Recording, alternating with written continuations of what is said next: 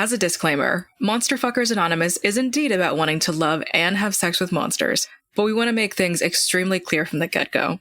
Not all of the chosen monsters will be sapient, but we will not be endorsing zoophilia or bestiality. We will be as transparent and ethical as possible, while also sex positive and mostly having fun. Vampires that stalk in the night, werewolves that howl to the moon, dragons that loom over the skies. These monsters and more have plagued mortals for millennia, clouding our minds with one singular thought. Can we fuck 'em? Fiction or reality, which one should we be? Don't think that I'm that naive to see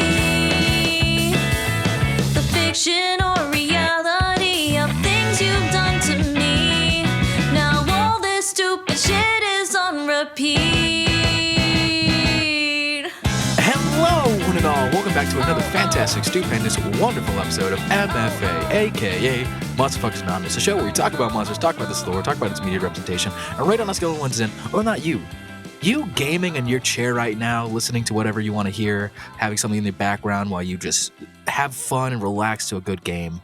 Whether or not you should be having sex with those monsters. I am your colorful creature consultant cleric, and with me as always is the tentacle troubadour of Tentacle Lovin', Joe. So once you play Baldur's Gate 3 for as long as I have, and you play it really enough, you'll be completely fine killing every child in the tiefling camp. It kind of the effort that it takes to get drow pussy is extensive, but it is ultimately worth it. I don't know how to respond to that. And you don't have to. We can appreciate the silence together. You just fucking stun-locked me on from a the podcast. Start. Yeah, let's just actually everyone, welcome to 10 hours of silence starting now. And you ruined it. Just breathing sounds. Just breathing. Just heavy breathing. Welcome to another ASMR episode. Anyways, well, if you just heard, we will be talking about Baldur's Gate 3 today. I am excited to talk about it, but before we can talk about it, Joe, we need to address something real quick. Yeah, what's up? I got this note from Hell earlier, from your neck of the woods, and it said that one of your friends from the Lust Realm is coming through, the Lust Ring. Got it. Yeah. So I don't know if you want to open. I don't know if it has like a summoning circle in it. Do you want to take it? Yeah. If you just moan really quick, I have to moan. She'll come just sort of right away. I don't know how comfortable I feel about. Do I need to do this right now? Yeah. Okay. I've done it before. I did it 2 episodes ago or something. All right. Non-consensually. Well, if this can summon your friend, because we have to. Thank you. We could do it. Oh.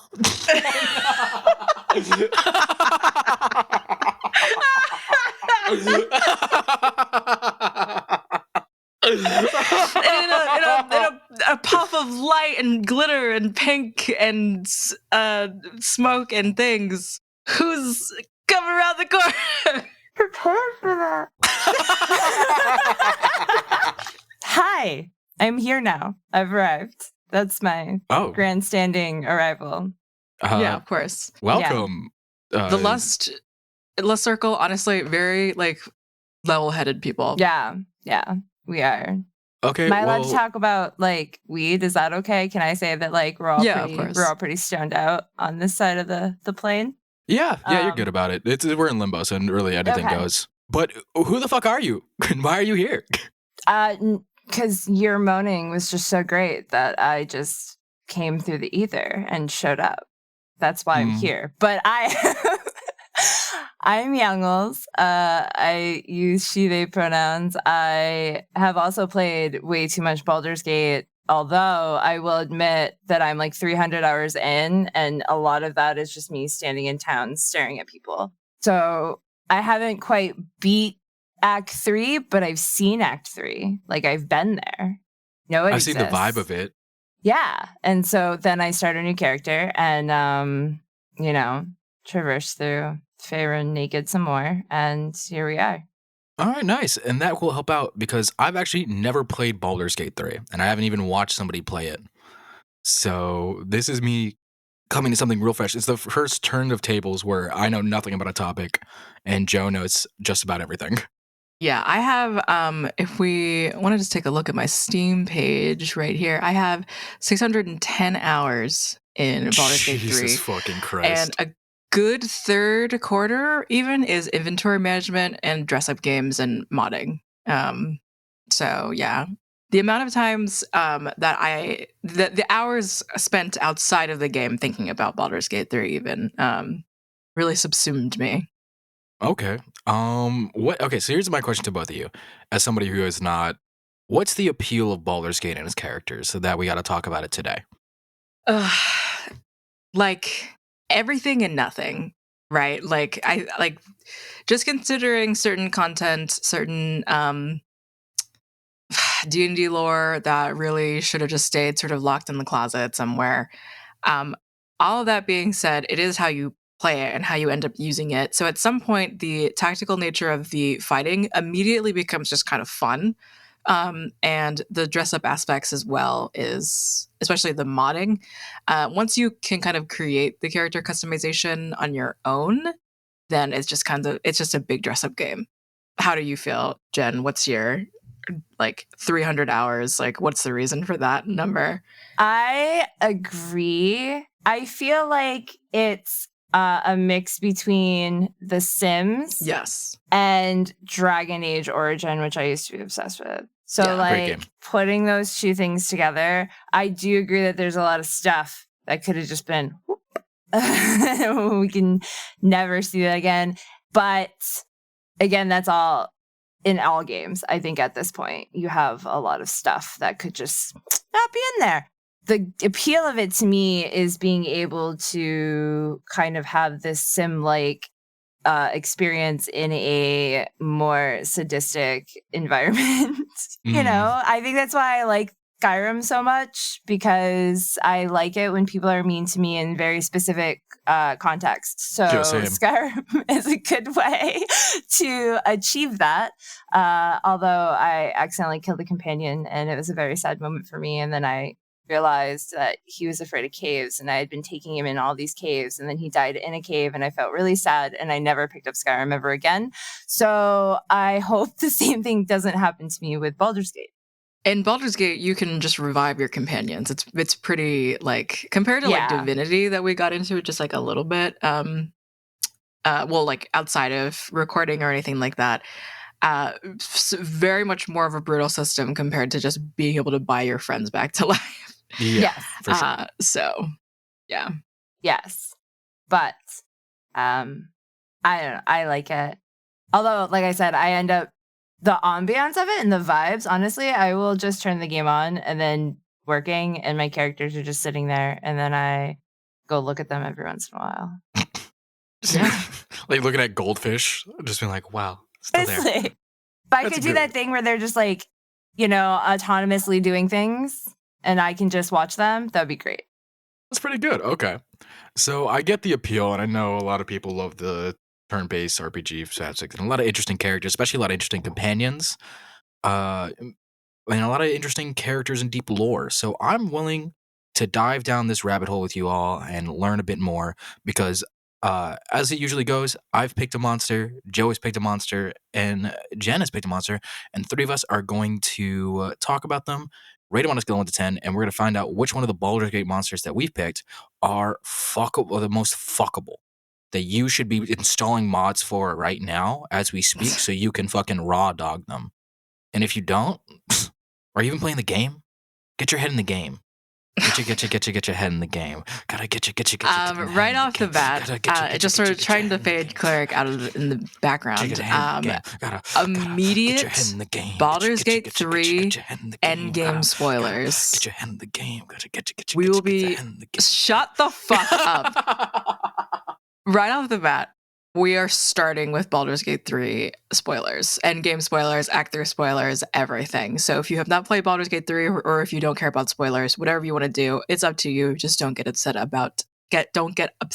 us. And if you're gonna get upset, only at Joe on Twitter. Sure, at me on Twitter, whatever. I'll be starting this time. So yeah, are we ready to dive on in? Yeah, and you know how one time this season already, I said we have to talk about mind flayers at some point. I do remember that conversation. I wish I didn't remember it. I will be talking about the Emperor. The Emperor's voice gently tickles and reverberates in your mind as he guides you through your mystery. Eldritch and profound, sentimental and passionate. The warm embrace of mouth tentacles will soon take you to the astral realm, where gravity is of no issue. This mind flayer with a surprising sentience and a sense of adventure will take you to outer space. Okay, so the Emperor is in your brain? Yeah, so Cleric, and also just for anybody interested in Baldur's Gate 3 or like just what this character is, once again, spoilers, the Emperor is the voice in your brain that saves you from falling to your death once the Nautilus explodes that you were trapped in, and the idea was that you would be shipped back to a mind flayer colony to eventually incubate into a new mind flayer, but you were saved by the Nautilus getting destroyed. Before hurtling to your death on a beach just somewhere on Faerun, you get saved by the Emperor, who is in this artifact that Shadowheart is holding. And Shadowheart does not know why it is her mission to hold this, but it is something that protects you from the greater voice of the Absolute, which is the great nether brain that is attempting to turn everyone into mind flayers using the tadpoles that got inserted in you from the Nautilus. So the Emperor, he's in a ball? he's in this I think it's literally a D20 or something. Like that's what it's supposed to be. Product placement. And it is spiked and specifically of Illithid.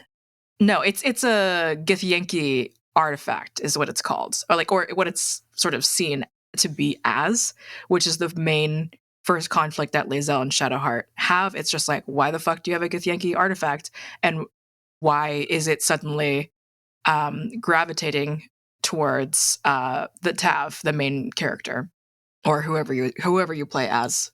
Okay. And the Emperor is the voice at the beginning. I don't know if you remember, Cleric, because you played you did some of the character creation. You had to create a Dream Guardian, right? Yes, I do remember that. So that the Emperor comes through as your Dream Guardian. Like it comes to you with a much more approachable sort of visage, and then whether or not your play determines that as like a betrayal, because the Emperor himself is a mind flayer. You kind of go back and forth about whether or not you let that slide or you don't. So that's like one of the very focal main things of like one of your main quests is find out more about what's going on and with these worm powers and stuff like that. Okay, so then my question I get how you're feeling. You get your general vibe of it. Jen, how did you feel about since we have the player choice there of depending on how the characters out? Okay, we've immediately Yeah. You both did. Okay. Why? As soon as I found out, as soon as you find out that you can, like on TikTok, Yeah, you're just like, that's you it. can fuck a mind flayer, and then you find out that the mind flayer is the Emperor, and then you're like, oh my god, of course, why wouldn't I? Hello, Daddy, this whole time. What do you mean? Yeah. So you both just immediately jumped to fuck the We wanted the mind. achievement. Technically, yeah. No, yeah. That's the reason. They took the wind out of your sails. It was like you're about to defend yourself in all these ways. And just like, no, I really just wanted the achievement. Listen, the gamer score went up, baby. Yeah. Gamer. But also, I mean, back in my day, all there was tentacle hentai porn. You know, we didn't have anything else. So we didn't have this newfangled hentai. We had tentacles. Yeah. And that's it. And then I read one, never mind, we won't get to that. But tentacles have always been like a main focus, right? And it's just kind of always been like I mean, they even make toys now that are tentacle shaped. Yes. No, it's an actual thing. So why wouldn't you, given the chance plus an achievement? I don't. So I don't know. We'll go down this rabbit hole real quick when it comes to this. Tentacle porn, mid. I think tentacle porn is a mid hentai. Well, I mean, it's old hat at this point. Yeah, exactly. It's like it's overdone. Honestly, do Right. something new. Exactly. I always was like interested in tentacle porn, but then like this is such a I don't even know how to continue this conversation. But No, keep going. okay, I'm just gonna keep digging this hole. I used to watch like when I would put something on for, I was like, let's give this one a shot, and then it kind of would just like throw me off sometimes because it was like this is too much. There's too many of them. Where once we got to like 16, I was like, I don't know what's going on anymore. 5 made sense. 16, I don't know. I feel like it would just be a sensory overwhelm. Exactly. I feel like it's just so much all over your body. So with a mind flare, you have a very controlled amount of tentacles that you know where they are coming from. There's a source, and I've sent some pictures in our group DM of just sort of the nature of the Emperor and how he appears and approaches you. Beautiful, like magenta tinted tips. Very sensual, you know? Yeah. Like, once you've developed a like close enough, almost like friendship, you have the opportunity to like hug the Emperor, to hold his hand. And obviously that does give off like very romantic signs to anybody, even your dream guardian. But the vision where he comes to your dreams shirtless is sort of then you've opened the door. That is your opportunity to have a sex scene with the Emperor. And I don't know if there's any like, if you're dating someone at the moment, if they say anything at any given patch, like I don't think, like who knows? But the Emperor is also constantly fighting the Absolute back and is in control of like many different sources of like consciousnesses at once. So maybe some of your other companions have also seen visions of you fucking the Emperor, but you know. No one's ever said anything to me about it. Yeah, me neither. No one's ever said anything. They don't just come to you as like, hey, I had a weird dream last night. Oh, what was it? You had a nightmare? No. I saw you. Oh, no. I saw you fucking a mind flare.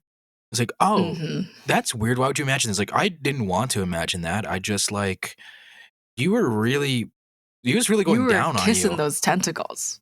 Yeah, he was in there. The thing about the tentacles is they're smooth looking. Yeah.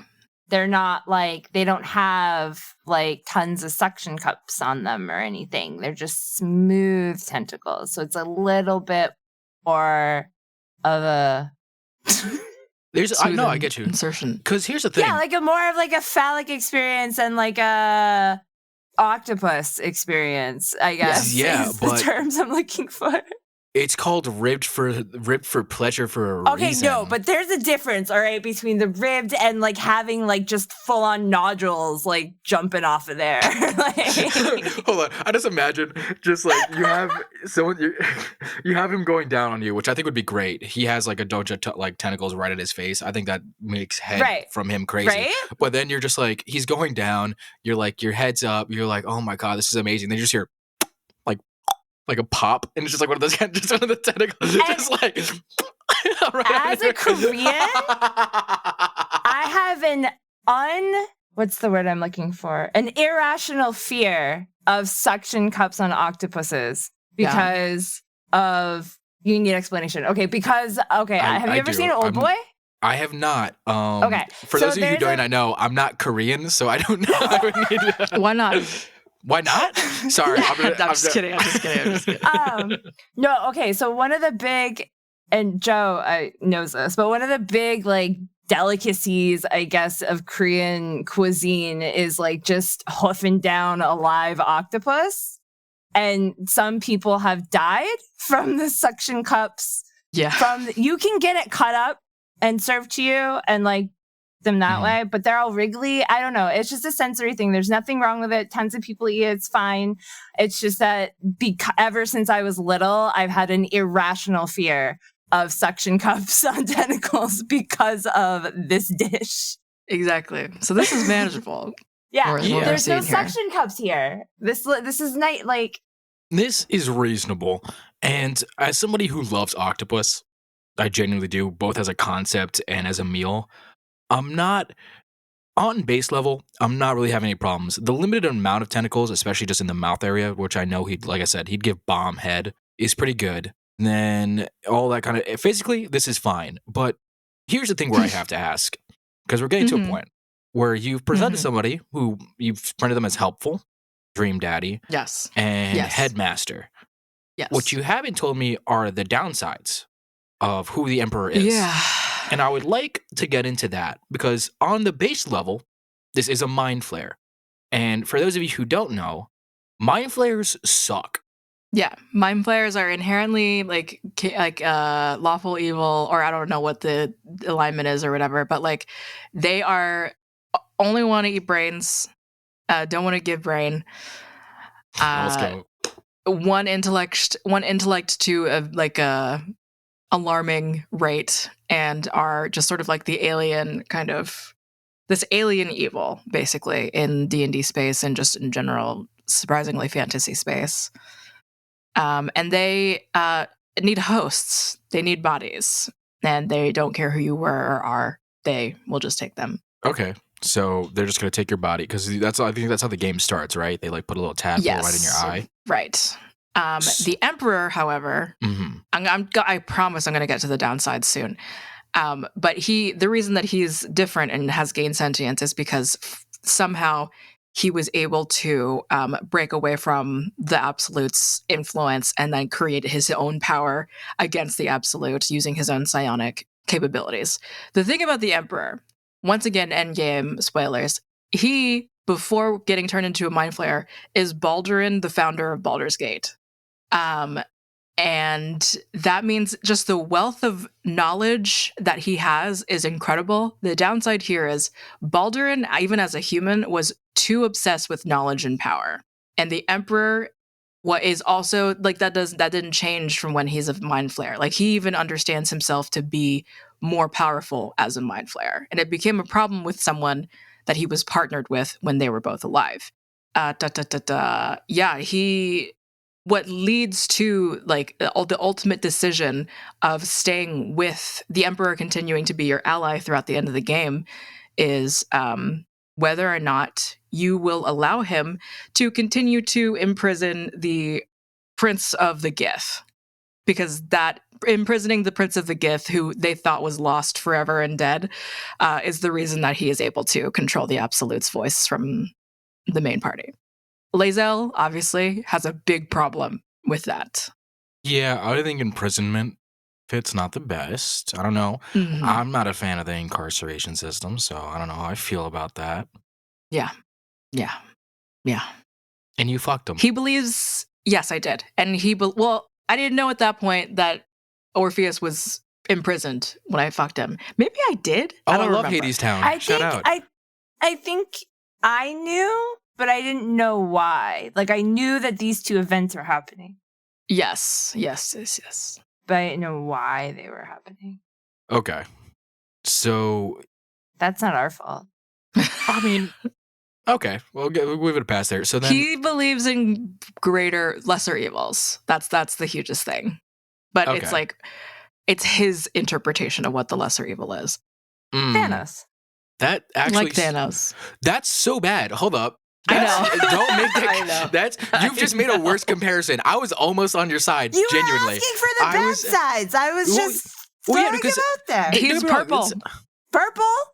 Purple. Okay. Here's the thing, because I was with you. I was like, okay, I could see it. Maybe there's something over here, and I was gonna try to break something else out. But if you're comparing him to Thanos of lesser evils, then we have an issue here. We're just saying the mindset. The mindset. Yeah. Yeah. He also kills a woman because she knows too much, Okay. So murders people. Who So knows big too picture much. thinker. No, you so know. Here's because you've both played at least a couple the game for a while. What happens because I know there's options to go against the Emperor. What happens if you do that? He fights for the Nether Brain against you. So he just fights with the Absolute at the end, even though it really didn't make any sense for him to do that. So he's a centrist. He'll go wherever it needs. Well, like specifically, he's like, I've been working this entire game for you, and you're still betraying me. I guess I have no choice. Is like kind of his like weird mindset about it. That seems like so lazy. Exactly. Right. I haven't gotten what are there, you talking but, about? Like that seems so lazy for how much he stands in his convictions all the way like through the whole thing. Like he's just wow. Here's what I'm hearing. I'm Okay. hearing a man who's petty. Somebody who, when he Yes. as soon as he doesn't get his way, goes to do something that fucks you over. This is somebody Yeah. who is like, you're dating them, Power. right? They're giving you Mhm. super head. They're like a powerful like stockbroker. Not stockbroker. They're I keep always going- they're- corporate. Yeah, I'll go less corporate. They're a very high researcher or in a university, like a tenured professor. Yeah, sure. And you're like working with them. But as soon as you present them with a paper that like challenges their thesis, and you're like, oh, I've like written this thing. It's like, Honestly, the president, yeah. like the governor, like Yeah. this is Yeah. And then as soon as you do like write something or introduce a policy, like if it's a governor, like introduce a policy that goes against something that is in their interest, you're like, why would you do that? I've always been on your side. Why would you do that? Now I have to destroy you. completely. I have to like do it. And Yeah. that's bad. I think that's extremely bad Completely. in a vibe Yeah. of just like somebody who, this is a petty bitch. Shall we go to the scale and start distributing those petty scores throughout this? I'm down because now I have a clear picture of who I Yeah. have a clear picture of who in my mind of the emperor, and I'm down to get into this. Jen, you ready? Cool. Ready. Ready? Our first scale from 1 to 10. Sex appeal for the emperor. 10. God, no. Where I'm, yeah. Y'all body, are gonna know way too much about me at the end of this episode. So fair. So excited. So fair. There's too much of me on the internet now. I think way too many people know what I'm into, Right. which is people who are mean to me and mommies. And anyways, Mm-hmm. 10 is crazy. 10 is fucking wild. I say 10. It's the smooth tentacles. That's like rare. Yeah. Jen opened up to you and told you why. Yeah. So I don't know why you're. No, I get it. Why Like are you imagining confused? that shit flowing into my asshole. I understand is pretty good. value, okay? I imagine that shit hitting my prostate, probably going crazy. Yeah. Um, Absolutely. and you did post a picture of him shirtless. He's kind of cut, got cum He's cut. gutters. Yeah. I'll give him. Obviously uses lotion. Oh yeah, he's. I've just imagined him Moist. just so wet and moist. You just feel like his body is like, oh, you're like really like smooth. He's like, thank you. I've rubbed lotion on myself every day. It's like, what do you mean by that? It's like I bathe in it. Actually, if you look in the astral plane over there, there's just a porcelain tub Lotion bath. filled with lotion. Yuck. My skin will dry out if I don't submerge myself up in Vaseline. As Cleric gets himself together, I'm going to go with a 9. We'll do a little descending scale here because I'll give it an 8. I think he is hot, body wise, face wise, that kind of stuff. Head is crazy, and I bet if I fucked him, his butthole will be sucking like just a. I don't Right think he in has there. a butthole. I'm not sure. What do you mean? What do you mean he doesn't have a butthole? He's a mind flayer. They have hosts. They're parasitic. Okay, so then if they're taking over their host, wouldn't it still have a butthole? Do mind flares. Flayers have a butthole. Thank you, Google. They reproduce asexually, so no. Oh, Yeah, no. so I have to bottom. Crazy. Yes. Not that it's such a problem, but it's just Lay like eggs? Well, ovipositors. No. Oh, Hold on. you're so upset about it. I mean, they have to expel waste at some point if they eat food. yeah. If they eat a brain, is it just like Their digestive system successfully breaks down 100% of their diet for fuel. oh, Reddit. So it's just conversation. fucking magic. Yeah. just clean? They only eat on a monthly basis, like a period. Yeah. Sorry, I'm just going Just through like a I'm period. just going through my hunger cycle right now. Oh my god, the Yeah, it's yeah, like yeah. crazy. The next part of the scale, personality. So we've already discussed pettiness, Yes, lazy writing, and was the president at one point. He was the I president. rank at one him point. 4. That's Yeah. so fair. So because in my mind, we have the emperor who's like trying to help you, like, hey, I'm trying to do all this stuff, but he's also doing it for his own personal gain Oh yeah. at the end of the day. And then for that petty heel turn to happen if you don't do what he says, because don't get me wrong, I don't want to work for a mind flayer. I think I don't vibe with that personally. So I would go against him to do all that and just get like petty turned around. Not with me. So I think I'll just do a score a little bit below you. I'll do a 3. Yeah, anything to add on that 4, Jen? Well, I think because to Cleric's point, it feels like any personality he has is manufactured for, you know, the whole thing. So that's why I do a 4, because it's a good front. It's a good manufacture. Great front. It's very nice. But then there's the we also really brushed by that he lies to you just straight up. He catfishes you. He lies to you. He does. He lies to you. He kills a woman. He shows you a picture of her and is like, Duke Stelmane, my like not life partner, but like my like long-term like work partner. And then he like when you betray him at the end, he reveals that like he gave her a brain aneurysm.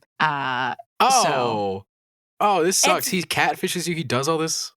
It's very much like manipulative, ex-white dude vibes. You know what I mean? Yeah. Like, I can do whatever you want. Maybe he's sentimental and he's This is tall. This is your white poli-sci boyfriend. Or hey, drama rich lead.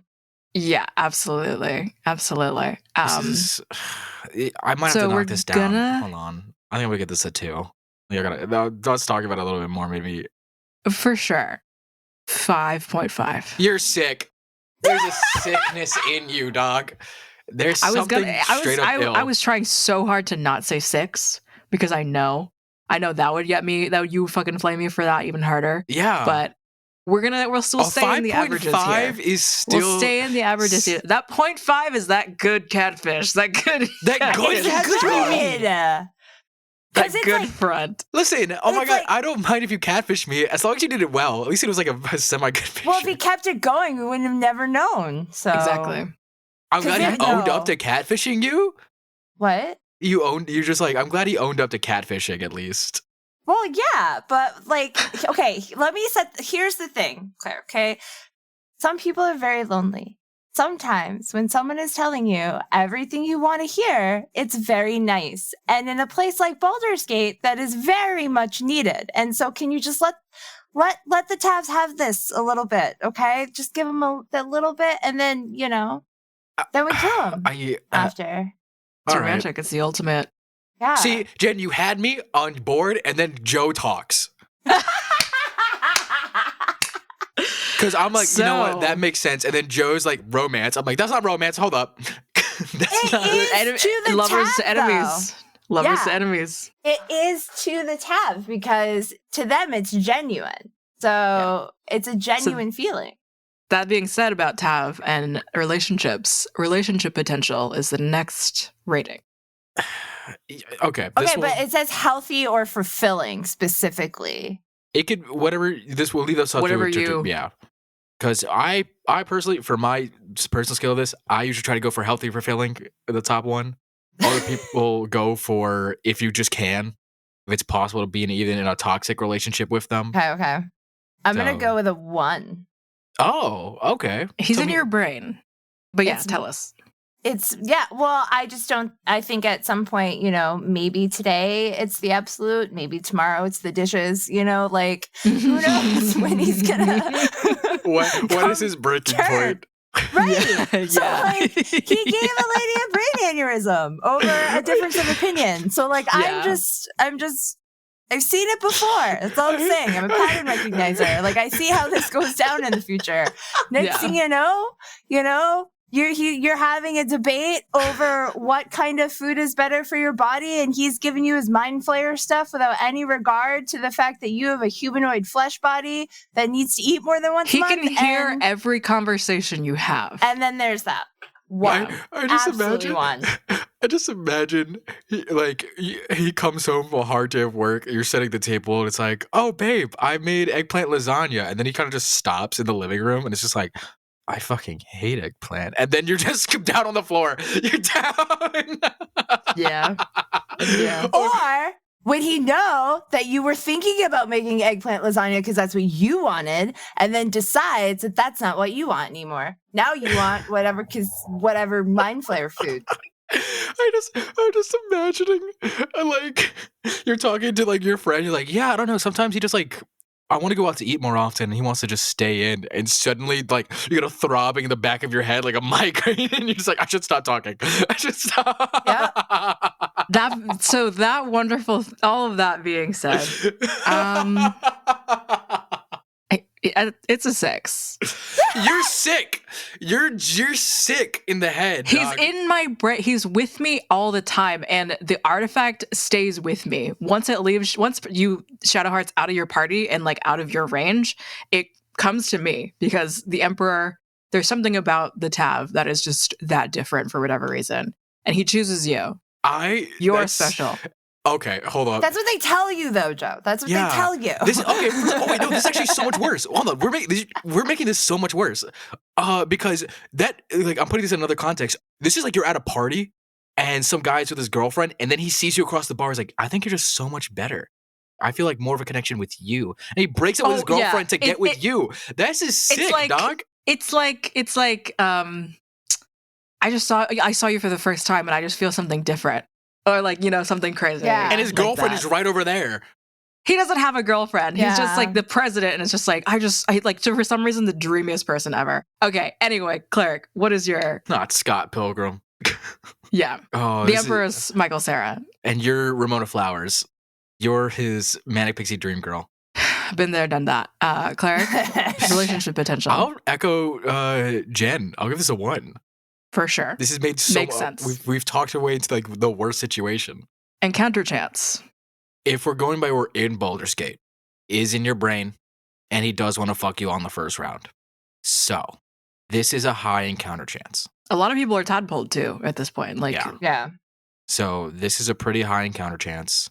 So, on the basis of the scale alone, I will give this an 8. I was gonna say 8 as well.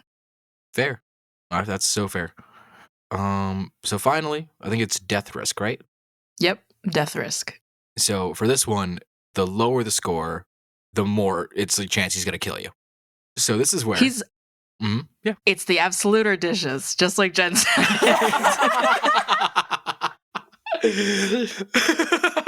It's one dissenting opinion. One. It's getting a nice tentacle kiss, or it's a brain aneurysm, Yeah. I imagine he kisses you and he's like, you didn't lock as much lips. Dead. He doesn't have lips. You can't go anywhere near his mouth, but the tentacles are the erogenous zone. Imagine just all those 4 tentacles just in your mouth, like deep in your throat. Okay. I should call her. Okay. Yeah. Yeah, it's 1. It's not a 1. It's for sure a 1. It's not a 1 for me because he can be your ally all the way to the end. I've only finished the game like once, and he died during the battle because he was fucking useless. He sucked, actually. We'll give it a 2.5. I was going to say 4. Depends on if my Tav has all of their spell slots or not. Super true. True. We have the numbers.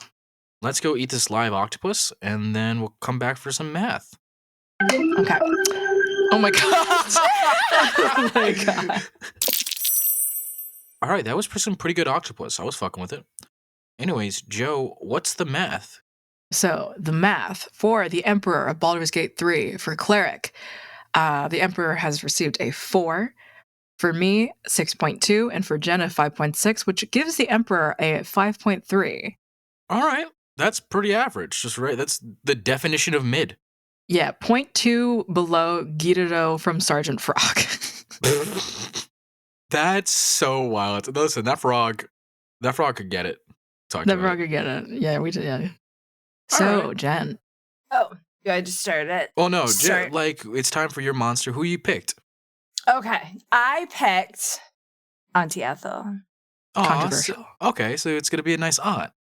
Yeah, Sure. Speaking of people who are mean to you and are MILFs, she'll be the perfect one.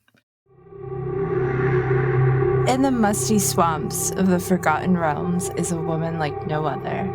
On the surface, a kind, frail, old woman who will whip you up potions or lotions for ailments or whatever, and would give you the shirt off her back for a price.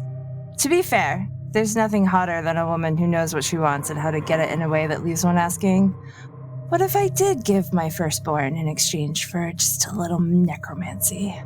Don't be fooled by her disposition, however. Make that deal, gain her trust, or betray her. You'll find yourself face to face with a ghoulish, monstrous form. Prone on the streets, but a hag in the sheets, as they say.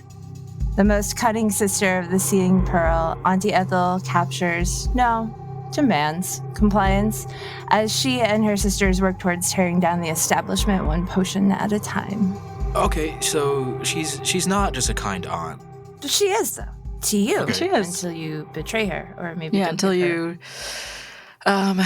So you first find Auntie Ethel in the Tiefling camp as the human old lady. She sells you healing potions. She gives you a free greater healing potion, actually. And then when she invites you down to the Riverside Tea House, which is actually just full. It's a bog swamp with poisonous gas and dangerous bleeding traps. You find out that she has stolen a woman and is harboring her until she gives her firstborn. And how hags reproduce is lots of different ways, but a lot of them is stealing human children and then eating them and then becoming re-pregnant with those children to create more hags. And there's not a lot of hags in the world, so, you know. Oh, okay. That's a lot to process. It's a green hag, if that helps. It doesn't. I don't know why you thought it would, but it doesn't. Well, they're more likely to want to live in public spaces. They're less xenophobic than most other hags, I guess, from what I've read. So Yeah. I'm glad it's less. Points? You know, yeah, less. She'll make a deal with anyone. For Make any a hag out of reason. anyone. Yeah. Okay. Can you become a hag if you go to her? It's not an option in the game, but in any situation, if you were if you decided to get, I'm sure Jen probably you could. Yeah. Either one of us would be like, fuck yeah. I'll be a fucking hag. I'll be yeah, I mean they hang out in the swamps all day. No one cares if they shower. It's a great time. Plus, crone women that are older are totally underrepresented in a lot of spaces. So including, sexual ones. So it's always good. Yeah. Listen, a good gilf. Yeah. It's hot. She would probably make a really good potion too, and at least make you think you like it, whether you like it or not. There's also lots of different people trapped in her lair basement area. Yeah. And, Okay. you can make love to the soothing sounds of screams in the distance. Oh, okay. You've brought something up that I'd like to dive a little bit deeper into, if you don't mind. The people screaming in the basement thing. Do you care to elaborate? Oh, well, sometimes when you're a hag and people make bad deals they can't follow through with, then you have to hold on to them in agony for the rest of their lives. There's also a very sad tree door that is afraid of her. Let's focus on the tree door. Let's go on to that. So, yeah. Okay. You had me in the first half of this, okay, gilf. I always love older women who always make me fold. And okay, she just wants to make deals, make you potions. She's very friendly. And then you kind of lost me in the imprisonment and the child kidnapping portion here. And we're kind of I'm kind of in this kind of limbo of where it goes. It's not even. I would say, to be fair, the girl made a deal. Yeah. And so if the girl didn't make a deal, Auntie Ethel would have found somebody else to make a deal with. Okay, so you almost had me again. You've tempted me forward, and then immediately I had to stop because you said, because it's if she didn't make the deal, somebody else would have. It's okay, hold up. that's not the positive that she was just spinning it. She was helping a woman get her dead husband back. Yeah. In exchange. Yeah. For a baby. For her firstborn. Yeah. Old hat. Sure, yeah, old hat, tried and true. Yeah. Cliche.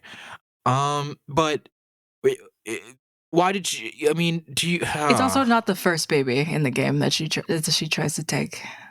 So she's a multiple baby snatcher. Yeah, she's a hag.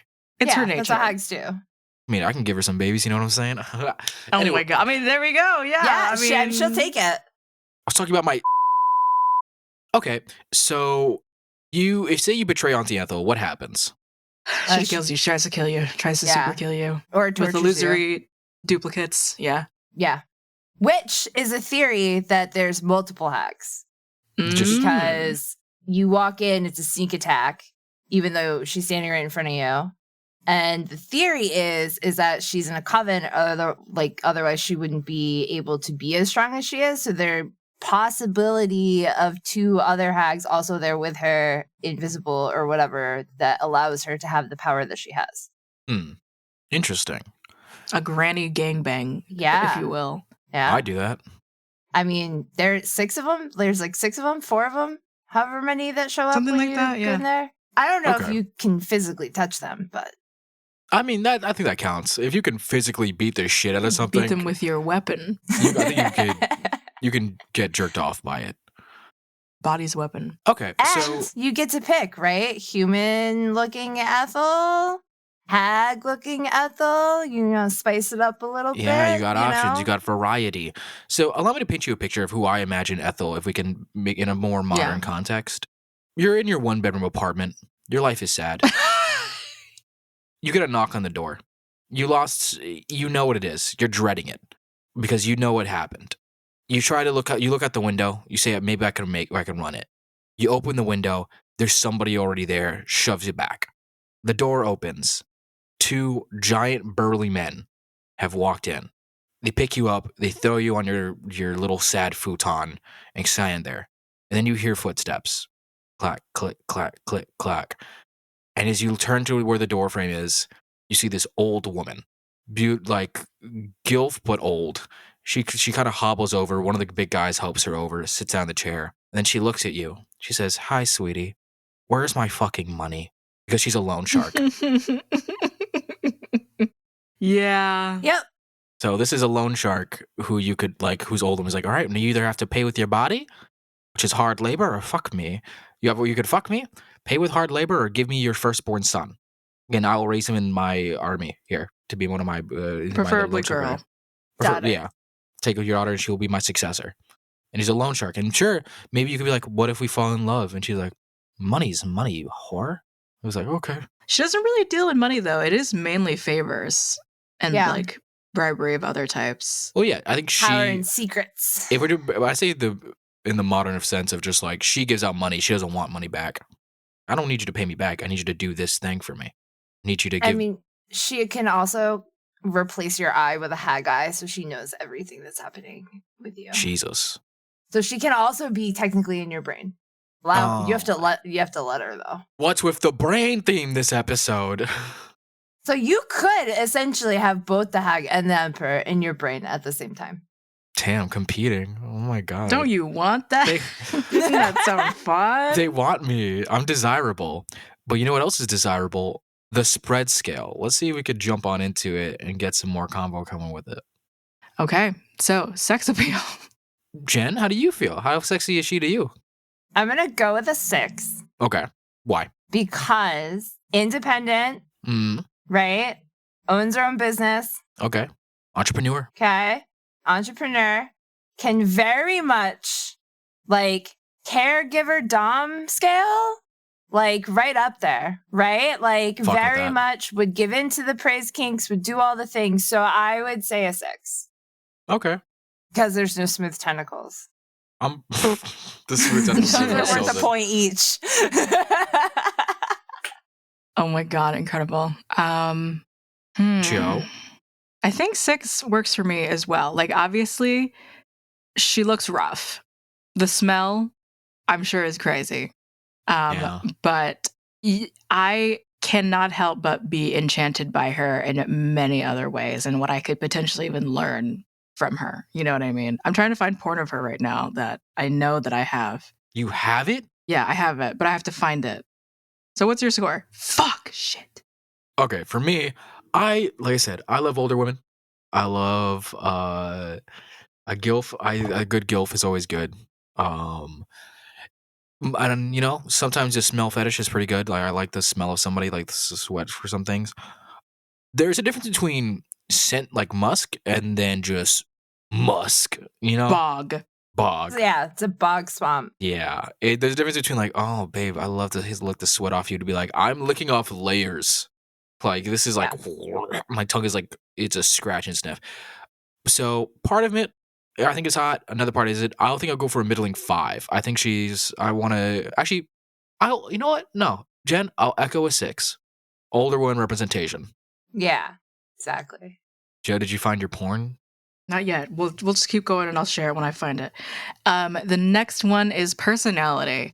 Okay, this is interesting. It gets kind of rough here because obviously she's petty. Obviously she wants what she wants and she really does not back down from it. And if you're dealing with any deal makers in a Fae sense, like you should know what you're getting into. But if you don't, then it's tough. It is tough. If you're just like talking to a sweet old lady and suddenly you have to promise her your 3rd kidney and firstborn, it's like, I'm going to say 4, probably. Okay. I'm not going to argue with that. I think that's fine. Jen, what are you feeling? She doesn't lie. She doesn't lie.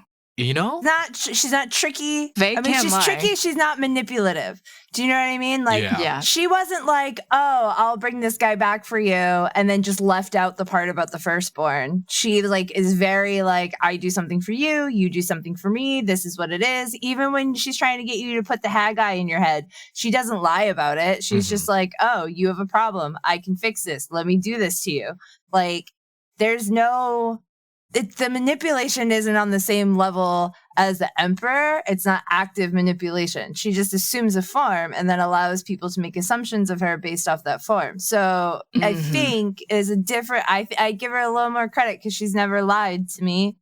Okay, that is true. I get it. You've argued something successful that I get. I'm gonna give this higher than the Emperor because, like you said, she's not manipulative. She's honest. She's unfair. I will give this a 3. Who am I to say the optics of how a woman approaches herself to me? I've given the Emperor 5.5. I see where I am at. I understand. You just hate women. Yeah. Relationship potential. This is interesting because it could be kind of, we're in maybe the middling scores here. Yeah, I don't think there's much relationship potential here.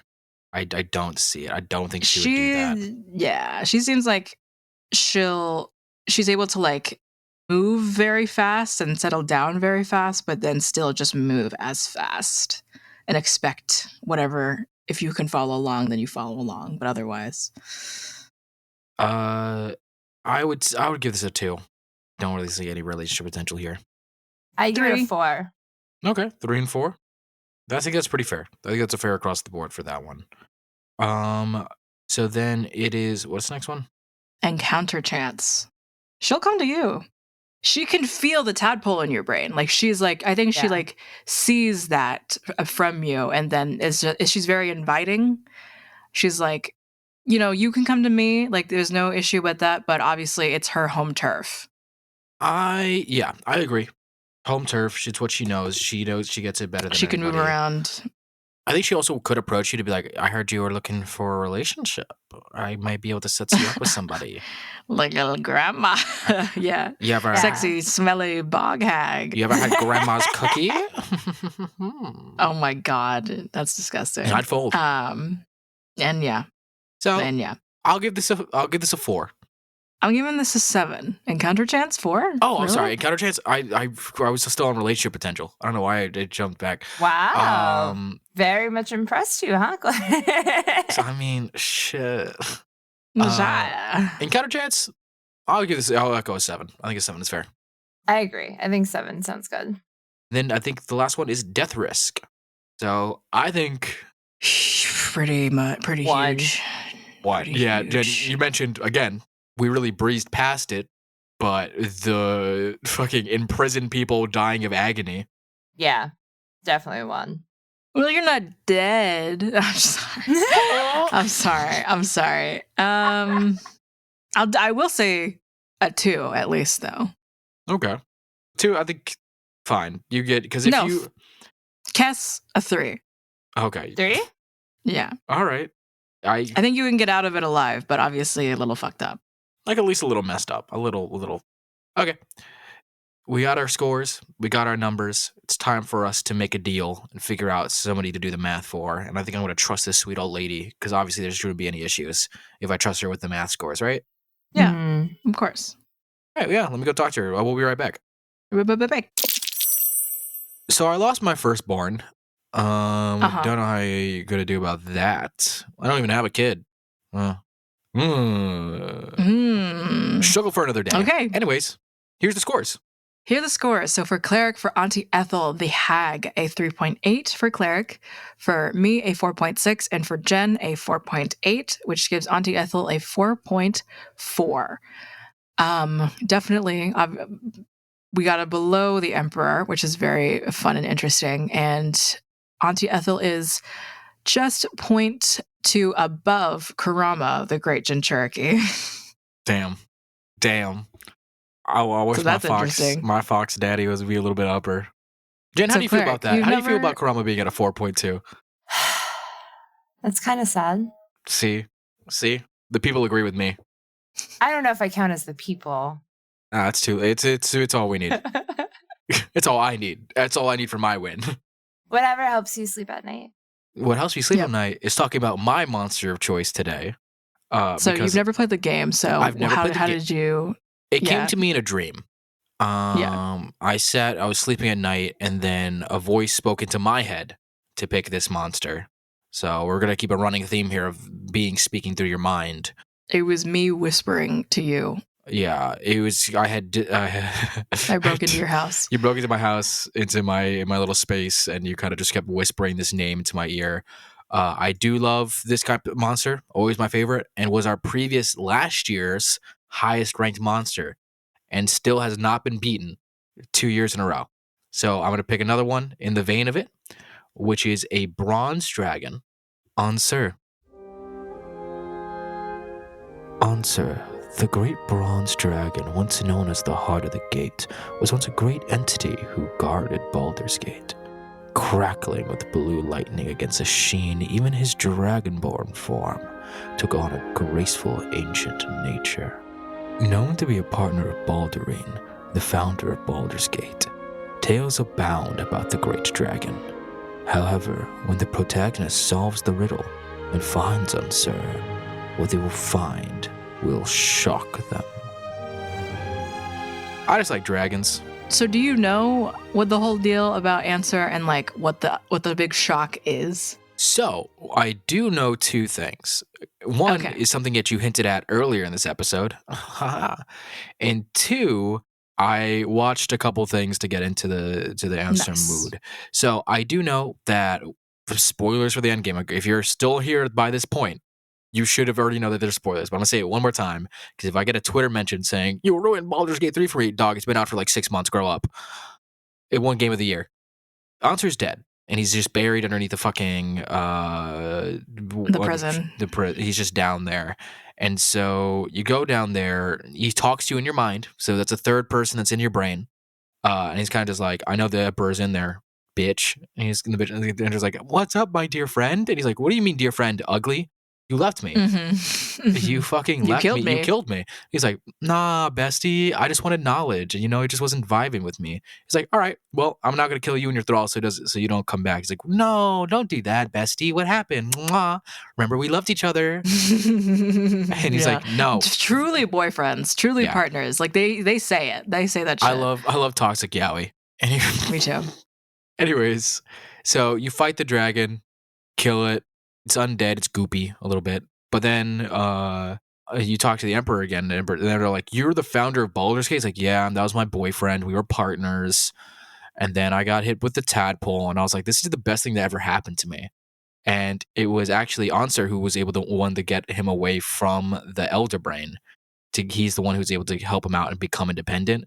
And when they finally are away from the Elder Brain, Ansur was like, hey, let's get the tadpole out of it. He was like, what do you mean? It's my new best friend. Knowledge. And he's like, oh, okay, I think you're getting corrupted by it. I should probably kill you because I still love you and I'll give you a merciful death. And he's like, oh, bestie, turn around. Uno reverse. and then Yeah. killed the dragon. Yep. Very unfortunate. Very tragic. I mean, he was hot though, hot as a dragonborn. He was hot as fuck as a dragonborn. Yeah. And that's And bronze dragons. Bronze dragons are great. I fucking love bronze dragons. I think we talked about them previously on the show. Lightning. Bronze dragons are phenomenal, great entities. And in my mind, Ansur's like that dragonborn, still bronze dragon. Dead? Don't even heard. I've never heard of It doesn't even matter. I haven't even heard Doesn't of even him. matter. Yeah. Jen, have you done? You haven't been in Act 3. No, I've only got into Act 3. You got it. Yeah. So you, this is it. Being able to fight, answer, or even find, or even know about the bear being a dragon at the, within the prison, is predicated by you saving older Ravengard in the Iron Throne or whatever it's called. There is like an underwater prison that Alder Ravengard is being held in, which is Will's dad. Will's dad. Yeah. You save him. He tells you there is a potential ally in the greater fight against the Absolute. It is Ansur. And however, because of your alignment, willing or not, with the Emperor, Ansur is like, fuck this. I'm going to try and, even though I'm dead, technically, I'm going to try and like rewrite history and kill you where you stand again.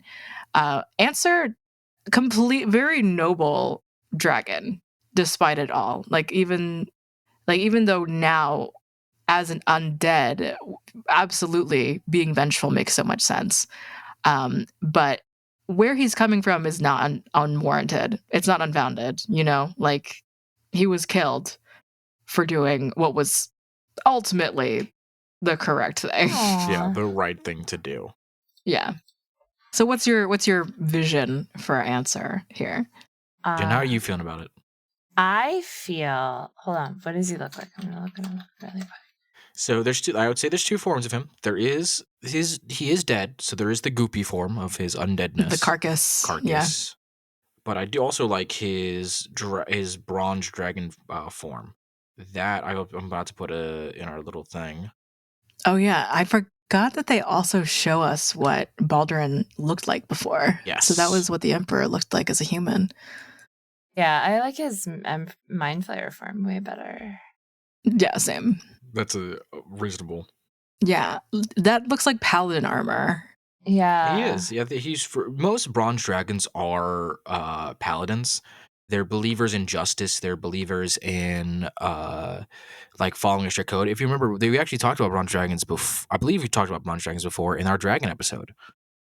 Dragon D's nuts, and they are like firefighters. They're like supporters. They want to do good work. I mean, trying to get the right thing done after dying, it's holding on that long, that's admire that. Yeah, that's Admire that conviction. He has convictions. He is. I struggle with justice-bound people. Right. You know what I mean? Despite everything, Ansur is an intense person that, it made sense to kill the Emperor or attempt to, but even that reaction is being able to, despite it all, for your next action to potentially be a plan to kill someone is interesting. It's like one of those things, like if you were in a situation where there was a dissenting opinion and you knew that like Ansur loved you, but it was to your detriment that you were off on some path and he tries to kill you. It's something to think about.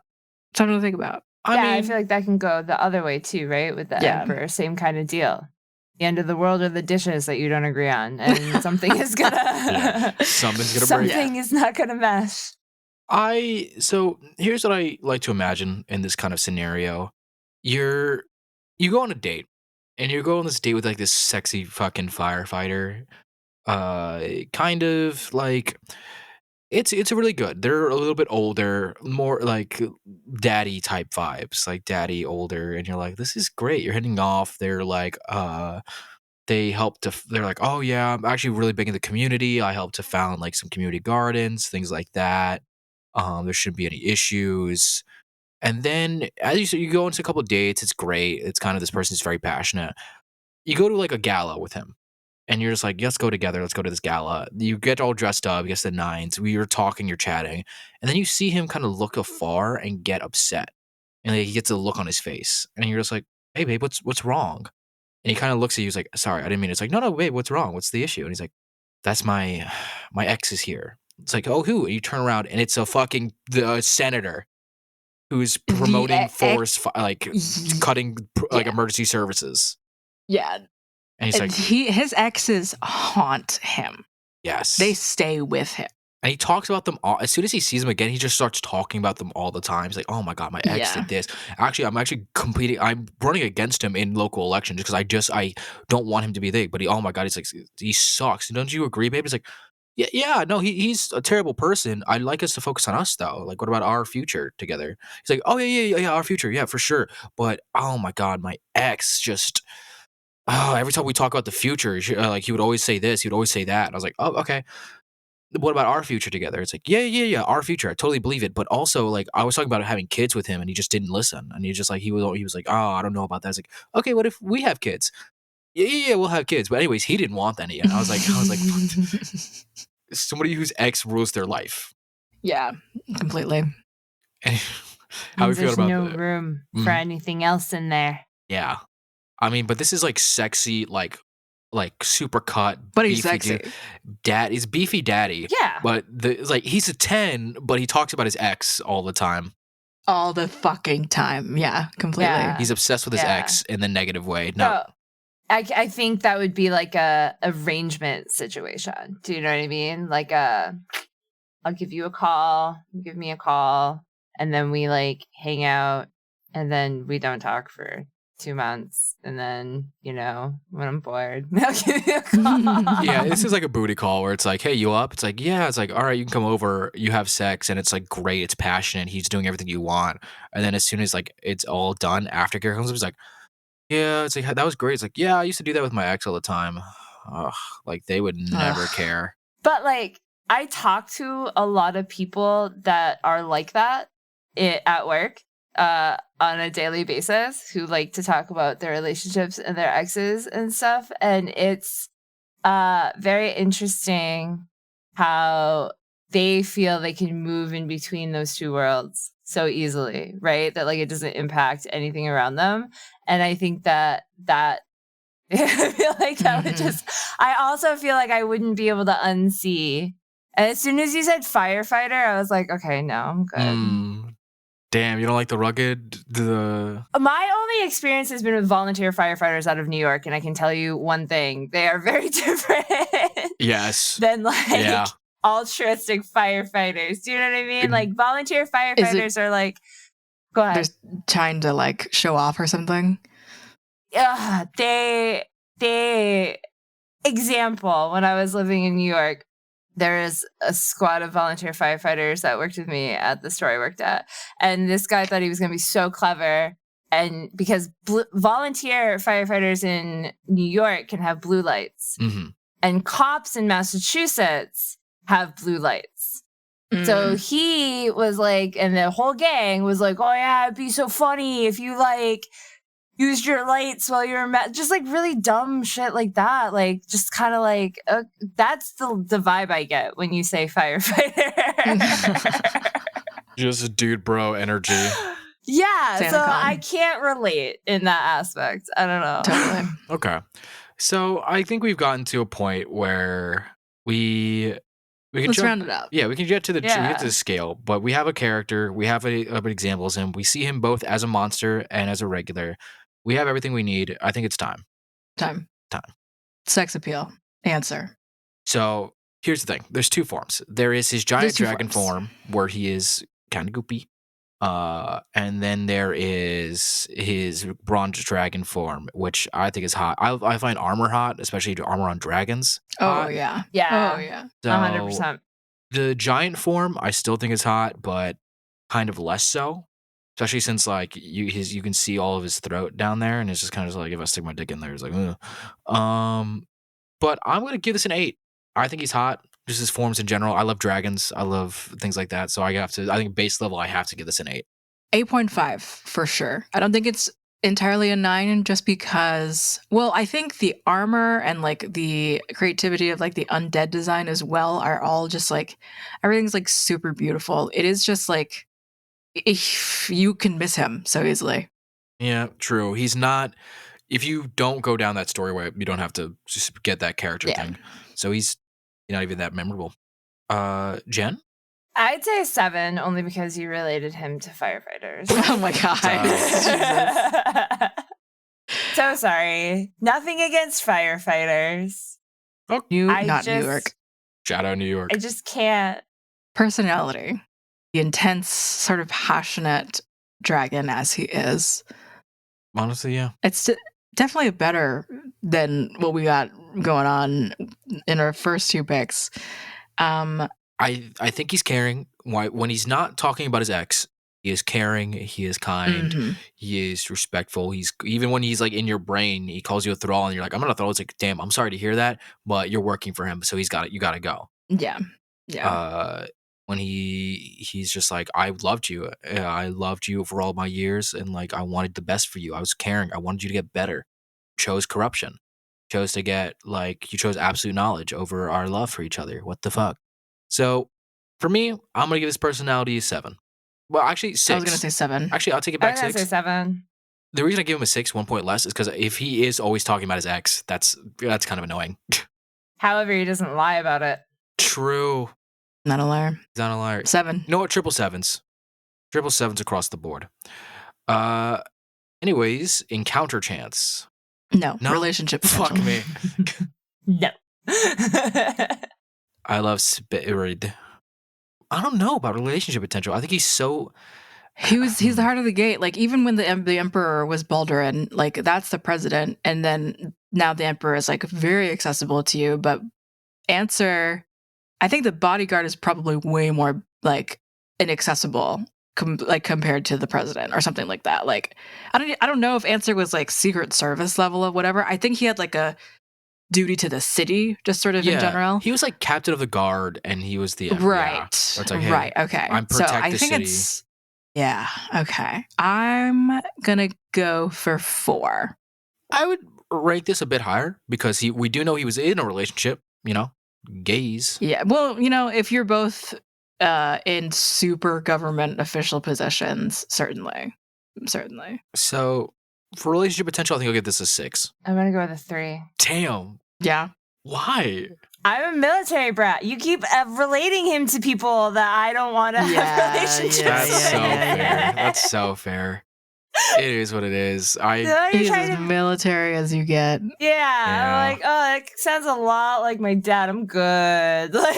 Yeah, you know what? I get it. I can't even like combat that because I do it all the time where I'm like, this is important to me personally. Low score. Yeah.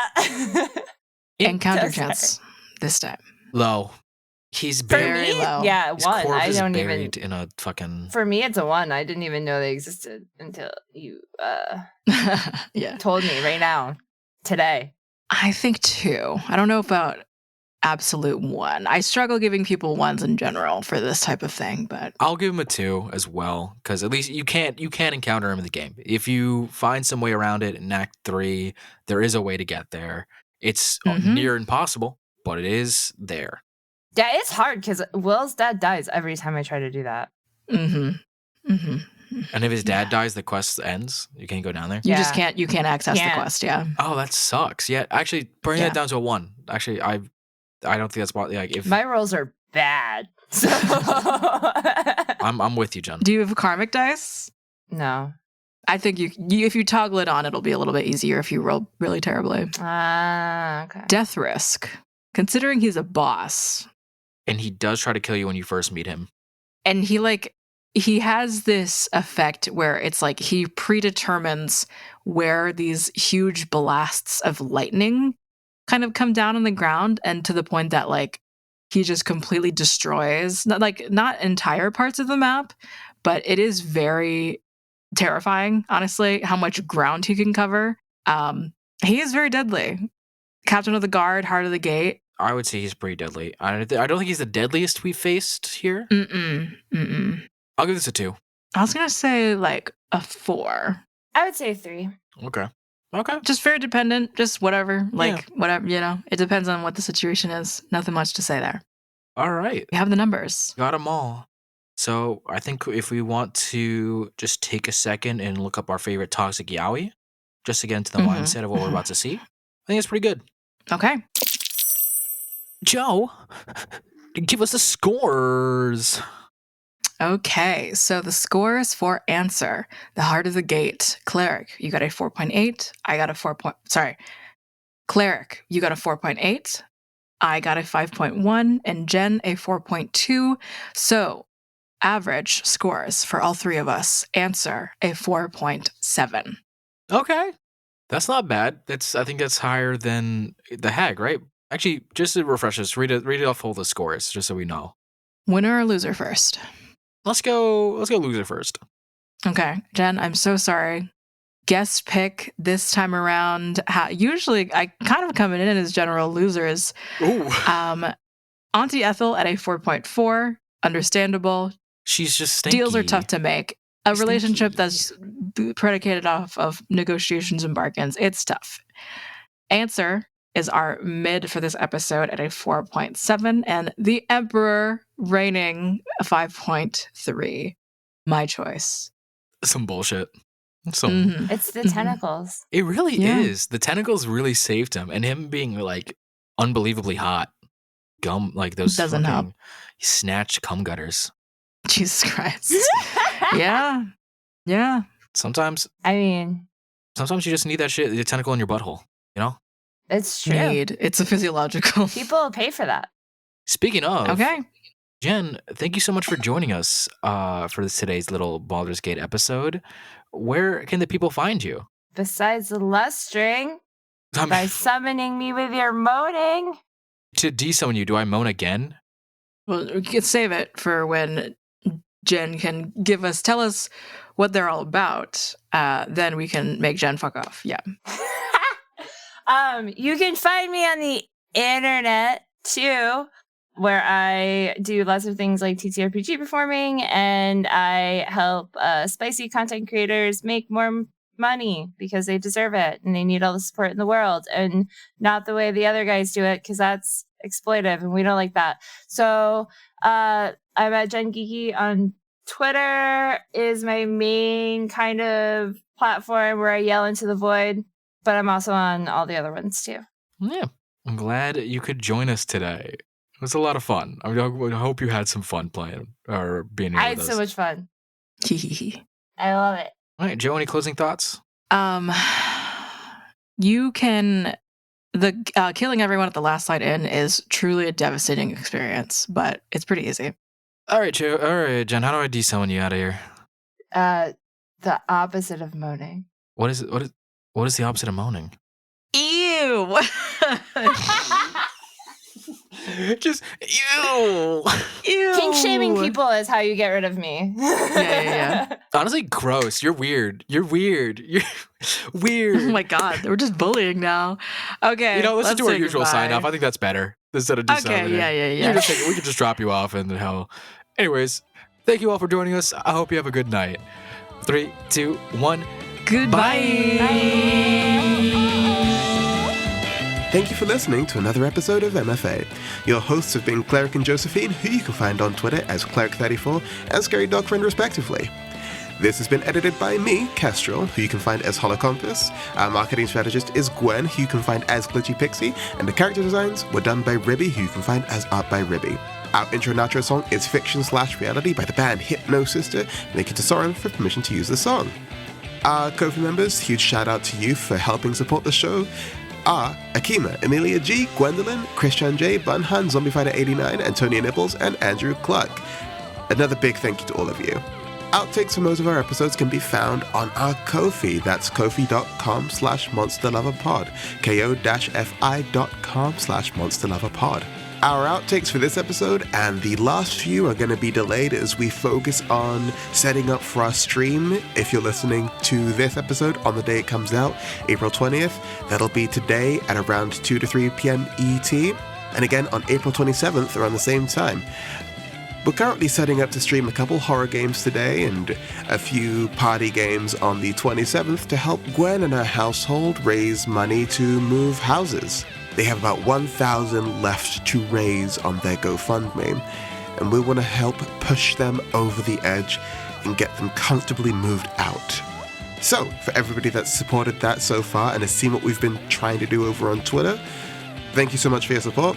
To everyone that is listening to this and is able to support, come on down to our streams or head over to the GoFundMe page, which is part of the pinned tweet on our Twitter page. You can find our Twitter at MonsterLoverPod, and if you want to come watch us today, well, head on over to the stream. Anyway, thank you again so much for listening. Thank you so much for all of your support. As a note, we don't have episode 50 recorded yet, as we have been diverting all of our focus to making sure these streams go well. But as soon as we have them recorded, as soon as we know when the release date for those are going to be, we'll let you know. So keep an eye out on our Twitter, that's at MonsterLoverPod, to find out when those will be. We'll see you when we see you. Until then, stay safe, monster fuckers. Fiction or reality? How do you see me? Please don't forget me by my name, even if it's all a game. Your words will remain when you said that I was your ambition. I don't know reality or fiction, no. Oh, oh. Oh, oh. Oh, no, oh, no, oh, no, oh, no. Oh, oh. Oh, oh. Oh, no, oh, no, oh, no, oh, no. Stop it. Stop. I'm muting myself. This is a good outtake immediately. I'm ending this energy right now, and I'm muting myself.